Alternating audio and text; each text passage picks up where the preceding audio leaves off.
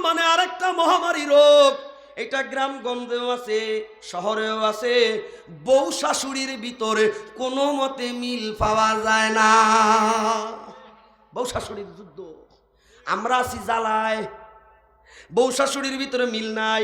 আপনি সারাদিন দোকানদারি করে বাজার ঘাট করে কাজ করে বাড়িতে গেলেন, বউ এসে এক কানে কয় তোমার মা ভালো না, তোমার মা এই করছে সেই করছে, মা আবার শুরু করে আর এক কানে তোর বউ ভালো না, তোর বউ এই করছে সেই করছে। কোন ডাড্ডা শুনবেন?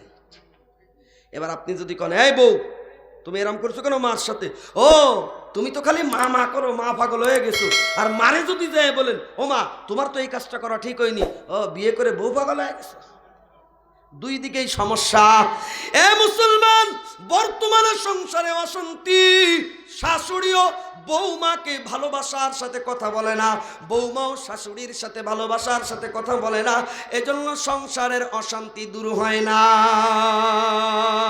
আমি একখান ফর্মুলা দিয়ে যাই, এই পর্দার আড়ালের মা, খোদার কসম করে বলতেছি, আল্লাহর কসম করে বলতেছি, আল্লাহর ইজ্জতের কসম করে বলতেছি, আমার এই কথা যদি তোমরা আমল করো সংসারে অশান্তি থাকবে না। কি কথা? যারা পুত্রবধূ আছো শাশুড়িদেরকে মায়ের মতো সম্মান আর ভালোবাসবা, আর যারা শাশুড়ি আছো নিজের পুত্রবধূকে ছেলের বউদেরকে মেয়ের মতো ভালোবাসবা, গন্ডগোল থাকবে না। যখনই তুমি তোমার শাশুড়িকে মায়ের মতো সম্মান আর ভালোবাসবা, শাশুড়ি যদি অন্যায়ভাবে অনেক সময় চট থাপ্পড় দিয়েও বসে, চড় থাপ্পড় দিয়েও বসে, তখন তোমার মনের ভিতরেও আসবে তিনি তো আমার মা, মা তো একটু মারতেই পারে, বেজাল আর লাগবে না। আর শাশুড়ি যদি বৌমাকে মেয়ের মতো ভালোবাসে, বৌমা ভুল করছে, শাশুড়ি বলবে মা এইরকম না ওই রকম, আমার মেয়ে তো ভুল করতেই পারে, আদরের সাথে শিখাই দিবে, তাহলে সংসারে আর গন্ডগোল লাগবে। কিন্তু আমাদের সমাজ হলো উল্টো, নিজের মেয়ে রসগোল্লা, পরের মেয়ে করল্লা। নিজের মেয়ে রসগোল্লা, পরের মেয়ে। এক মহিলার, আপনারা মনে রাগ হচ্ছেন, এক মহিলার একটা ছেলে আর একটা মেয়ে, ছেলেকে বিয়ে দিছে পুত্রবধূ পাইছে, মেয়েকে বিয়ে দিছে জামাই পাইছে।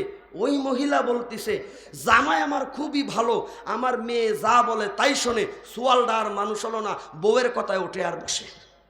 কত বড় দুমুখো সাপ, তাহলে চিন্তা করে। ওর জামাইটা খুবই ভালো, কেন? ওর মাইয়ে যা কয় তাই শোনে, তা ফলাফল তো একই, ওটাও তো বউয়ের কথায় ওঠে আর বসে। সোয়ালদার মানুষ হলো না, ও বউয়ের কথায় ওঠে আর বসে। আমি বলি আম্মা জান, তুমি যেমন আর একজনের কলিজার টুকরা সন্তানকে নিজের মেয়ের আসলের গোলাম বানাইছো, ওই রকম তোমার কলিজার টুকরা সন্তানকেও আর একজন তার মাইয়ের আসলের গোলাম বানাইছে। যেই রকম কর্ম ওই রকম ফল। তুমি তোমার পুত্রবধূকে মেয়ের মতো ভালোবাসো, মেয়ের মতো যদি ভালোবাসো, মেয়ে যদি অন্যায় করে যেভাবে বুঝাও ওইভাবে বুঝাও। কিন্তু না, তুমি তো সারাক্ষণ তোর বউ এটা পারে না ওইটা পারে না, চলায় দোষ, তা কথায় দোষ, রান্নায় দোষ, সব জায়গায় শুধু দোষ আর দোষ। আর নিজের মেয়ের দোষ চোখে পড়ে না, পরের মেয়ের দোষ শুধু চোখে পড়ে। ওই সংসারে কোনোদিন শান্তি আসবে? নিজের মেয়ে শ্বশুর বাড়ি থেকে বাপের বাড়ি বেড়াতে আসছে, মা বলতেছে মা তুই আর 2 দিন থেকে যা, মায়ের কলিজা ঠান্ডা হয়ে যাক, তুই মার বাড়ি আমার বাড়ি কতদিন আসিস না, আর থাক, আর 2 দিন থেকে যা, তোর আমি আদর করে ভাত খাওয়াই। ভালো কথা, মা মেয়েকে আদর করবে, অনেক ভালো কথা। ওই মহিলার ছেলের বউ যখন তার বাপের বাড়ি মায়ের কাছে বেড়াইতে গেছে, ও ঘন ঘন ফোন দেয়, আসিস না কেন? থালবাটি মাজবে কিডা, গদ্দর পরিষ্কার করবে কিডা, গোয়াল ঘর দেখবে কিডা, আসিস না কেন? তোমার নিজের মায়ের তোমার কোষের ভিতরে রাখতে ভালো লাগে, ওর তো তার মায়ের কোলের ভিতরে থাকতে ভালো লাগে। নিজের মেয়ে রসগোল্লা, পরের মেয়ে করল্লা, এই জন্য বুড়ো বয়সে তোমার চুলোর মুখ দিয়ে ঢুকবে আর উপর দিয়ে বের করবে। এইবার যতই এসে কয় হুজুর একখান তাবিজ দেন, আমার বৌমা যেন আমার খেদমত করে, তাবিজ বাইটে খাওয়ালিও কাজ হবে না, কারণ তোমার বৌমারে তুমি নষ্ট করছো। আল্লাহর নবী বলতেছেন, আল্লাহ 2 নম্বর আমল হলো লিনুল কালাম। মনে আছে তো? সুন্দর ভাষায় কথা বলা।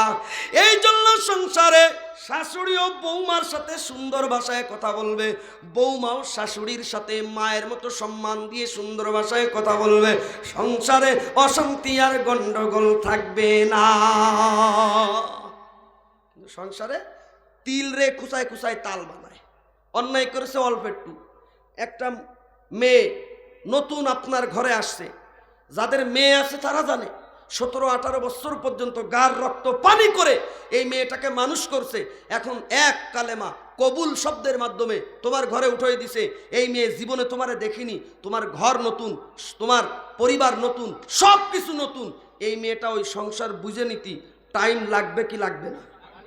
ও শাওড়ি মতো টাইমই দিতে চায় না। ওর কথা হলো আমি 3 দিনের ভিতরে কুঞ্চির মতো সোজা করে দেবো। এবার সোজা করতে যেয়ে প্যাঁচ কেটে যায়। কথা কয় না কেন? সোজা করতে যায় প্যাঁচ কেটে যায়। ও চলাফেরা কিচ্ছু ভালো না, শুধু খুদ ধরে, শুধু খুদ ধরে। একবার আপনারা সুন্দরবনের নাম শুনছেন? সুন্দরবনে এক লোক গেছে গোল পাতা কাটতে। সুন্দরবনে তো বাঘ আছে, গোল পাতা কাইটে টেটে আসছে। আইসে এখন এই হুজুরের দ্বারে গল্প দিচ্ছে হুজুরের কাছে যে হুজুর, সুন্দরবনে গোল পাতা কাটতে গেলাম, তা অমুক জায়গায় দেখলাম 20-30টা বাঘ। হুজুরও আবার ওই জায়গাটা ঘুরে আসছে। হুজুর বলছে, এই মিথ্যা কথা কওয়ার জায়গা বেশ না, 20-30টা বাঘ ওখানে থাকে কি রে? তখন সে বলছে, তাহলে 10টা বাঘ তো হবে। আর ধরো 10টা বাঘও হবে না। কয় তাহলে হুজুর 5টা বাঘ তো হবে। কারে 5টা বাঘও কোত্থেকে আসতেছে, বাঘ ওটা হবে না। তখন ওই লোকটা বলছে, তাহলে একটা বাঘ তো অবশ্যই হবে। হুজুর ধমক দিয়ে বলছে, আর একটা বাঘও হবে না। তখন ওই লোকটা বলছে, হুজুর তাহলে গোল পাতা নড়ে উঠলো কি ওটা? বুঝেন নাই মনে হয়? আসল হলো গোল পাতা নড়ে উঠেছে, ওইটারেও মনে মনে বানাইছে। যেহেতু সুন্দর বন, এনে অনেক বাঘ আছে, গোল পাতা নড়ে উঠছে, তাহলে মনে হয় বাঘ আইছে। এবার আইসে গল্প দিয়ে বেড়াচ্ছে, আমি সুন্দরবনে অমুক জায়গায় 30টা বাঘ দিয়ে আইছি। আসলে বাঘ দেখিনি, আসলে গোল পাতা নড়ে উঠছে। সংসারে হয় এই দশা, হয় তিল বানায় তাল। কথা হয় না কেন? থালবাটি মাঝতে মাঝতে ছোট্ট একটা পিরিচ হাতের থেকে পড়ে গেছে, ভেঙে গেছে। কয় টাকা দাম ওর? 50 টাকা 20 টাকা কিনে আনলি হয়ে যায়। তুমি শাওড়ি, তোমার মুখ খালি সুসোর মতো চলে। এই তোর বাপের বাড়িতে নিয়ে আসছিস নাকি? এই তো গন্ডগোল লেগে গেল। তোমার ও খোটা দেওয়ার দরকার কি? বাপের বাড়ির খোটা? কোনো মেয়ে কোনোদিন বাপের বাড়ির খোটা পছন্দ? আমার এই বয়ান শুনে হয়তো মহিলারা রাগ হচ্ছে, কিন্তু করার কিছু নাই। এটা হলো সমাজের বাস্তবতা। আল্লাহর নবী বলতেছেন 2 নম্বর আমল লিনুল কালাম। 3 নম্বর আমল হলো আন্নাস as-salatu fil-laili wan-nasu niyam। মানুষ ঘুমায় থাকবে, গভীর রজনীতে উঠে তাহাজ্জুদের নামাজ পড়বে। যেই বান্দা মানুষ ঘুমন্ত অবস্থায় আল্লাহর দরবারে নামাজে দাঁড়িয়ে যাবে, আল্লাহ তাবারক ওয়া তাআলা বলতেছেন ওই বান্দার মর্যাদা আল্লাহ বাড়ায় দিবেন, গুনাহ মাফ করে দিবেন, আর মর্যাদার সওয়াবটা লেখার জন্য ফেরেশতারা দৌড়ঝাঁপ করতে থাকবে। তাহলে আমল হলো কয়টা? 6টা। কয়টা? 1 নম্বর জামাতে শরীক হওয়া হেঁটে হেঁটে। 2 নম্বর নামাজের পরে মসজিদে কিছু সময় অপেক্ষা করা। 3 নম্বর সুন্দরভাবে কষ্ট হইল ওযু করা। 4 নম্বর মানুষকে খাবার খাওয়ানো। 5 নম্বর সুন্দরভাবে কথা বলা। 6 নম্বর গভীর রজনীতে নামাজ পড়া। শেষ হয় নাই হাদিস, নবী এবার বলতেছেন এই 6টা আমল যারা করবে কিয়ামতের ময়দানে নিষ্পাপ অবস্থায় উঠবে। তাহলে যারা নিষ্পাপ অবস্থায় উঠবে কেমন যেন গুনাহ রেখে গেল, নেকি নিয়ে গেল। আর যে এইভাবে গুনাহ রেখে নেকি নিয়ে নিষ্পাপ অবস্থায় উঠবে তাকেই বলা হবে আবরার, নেককার। আর তার ব্যাপারে আল্লাহ বললেন ইন্নাল আবরার লাফি নাঈম, নেককারদের জন্যই রয়েছে জান্নাত। চিল্লায় বলেন না সুবহানাল্লাহ। এবার বলেন আমার বয়ানের শুরু শেষ মিল আছে না নাই?